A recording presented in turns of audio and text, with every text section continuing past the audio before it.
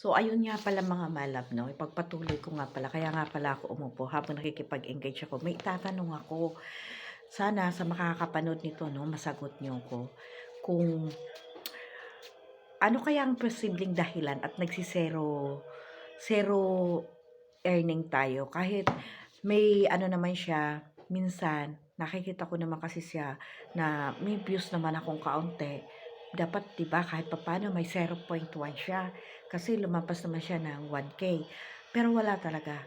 0-0 talaga. Sino kaya ang pwedeng sumagot niyan sa akin? Kasi marami po akong videos na wala pong earnings. So, gusto ko pong malaman kung saan ba kami nagkakamali. Kung paano po ba talaga namin gagawin yung pag-a-upload na hindi kami magkaroon ng 0-0 kasi saan napupunta samantalang may mga views naman at meron naman kaming ads na nakikita sa aming videos pero wala po kaming kita.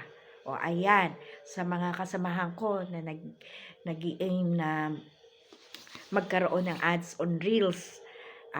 Sige lang po tayo, go lang tayo. Malay natin, may isa ditong sumagot sa atin kung saan at kung paano at kung bakit tayo nagkakaroon ng zero earning. Ayan, nag-aantay po ako. Sana naman po may makasagot nito. Kasi unang-una po wala po akong blue badge, kaya po ako nagtatanong.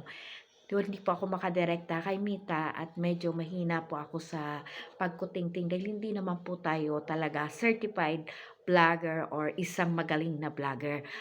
Ako po ay nag-aaral lamang at ginagawa kong libangan nito at the same time gusto ko rin siyempre kumita. So, yung makakasagot nito, thank you so much po, nag-aantay ako sa sasagot sa akin kung bakit po nagkakaroon ng zero earnings sa ads on Reels kahit umabot naman po ng 1,000 views ay zero earning pero marami pong nakakakita, nakakapanood na may ads po ako. Yun lamang po. Good night everyone at salamat sa tutugon sa aking tanong.